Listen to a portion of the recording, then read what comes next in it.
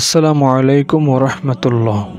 প্রিয় দর্শক, আমরা সবাই চাই জীবনে সুখ শান্তি আসুক, রিজিকে বরকত আসুক, আর আল্লাহর রহমত আসুক। কিন্তু এসব কিছু পাওয়ার জন্য একটি ছোট আমল আছে যা আপনি মাত্র 2 মিনিটে করতে পারবেন, যার ফলে আপনার ভাগ্য বদলে যেতে পারে। আজ আমি সেই আমলটি এবং এর ফজিলত আপনাদের সামনে তুলে ধরব ইনশাআল্লাহ।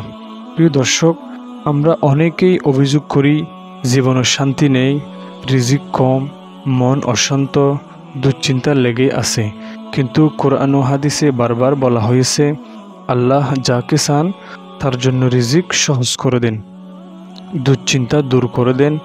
এর জন্য শুধু বড় বড় ইবাদত নয়, ছোট ছোট আমলও অনেক উপকারী।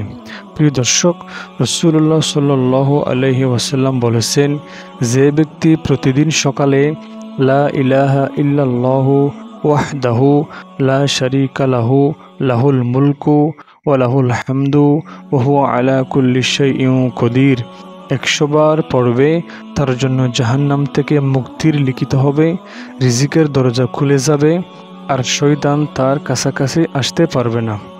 এই দোয়া মাত্র 2 মিনিটে 100 বার পড়া সম্ভব। এটি আপনার রিজিক বৃদ্ধি করবে, মন শান্ত হবে, দুশ্চিন্তা কমবে, কিয়ামতের দিন আপনার জন্য মুক্তির লেখা হবে, শয়তান দূরে থাকবে। প্রিয় দর্শক, জীবন খুব ছোট, আমরা সময় নষ্ট করি সোশ্যাল মিডিয়ায় অপ্রয়োজনীয় কাজে, অথচ মাত্র 2 মিনিট সময় ব্যয় করলে আপনার দুনিয়া ও আখিরাত বদলে যেতে পারে। আজ থেকে প্রতিদিন সকালে এই আমল শুরু করুন, ইনশাআল্লাহ আপনি নিজের জীবনে পরিবর্তন দেখতে পাবেন।